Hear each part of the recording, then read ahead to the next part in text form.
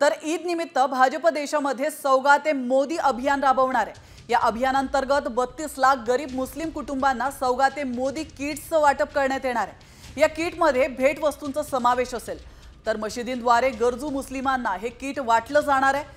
अल्पसंख्याक आघाडीचे 32,000 पदाधिकारी 3,000 मशिदींमध्ये जाणार आहेत।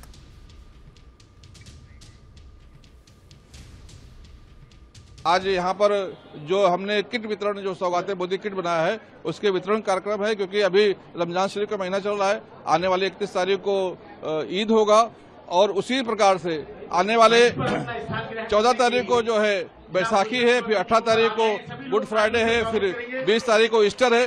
तो इन सभी में हम जाकर और मोदी जी का आशीर्वाद लेकर जाएंगे, खुशियां लेकर जाएंगे और हम एक दूसरे के साथ मिलकर ईद के त्योहार मनाएंगे। तर ग्राफिक्सच्या माध्यमातून पाहूया सौगाते मोदी या किटमध्ये नेमकं काय काय असणार आहे। कपडे, शेवया, खजूर, सुकामेवा आणि साखर। महिलांसाठीच्या किटमध्ये सूट मटेरियल असेल। पुरुषांसाठीच्या किटमध्ये कुर्ता पायजामा मटेरियल असेल। एका किटची किंमत 500 ते 600 रुपये इतकी आहे। 32 लाख मुस्लिम कुटुंबांना हे किट वाटलं जाणार आहे।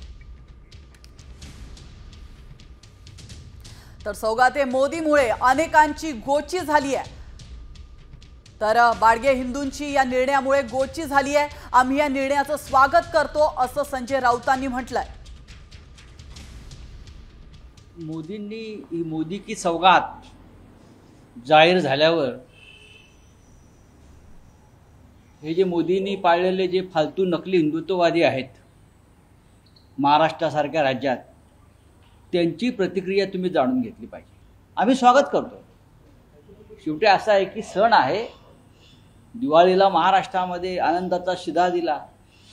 या देशातील गरीब मुस्लिमांना नरेंद्र मोदींनी हा जो हात पुढे केलेला आहे ही सरकारची मदत आहे।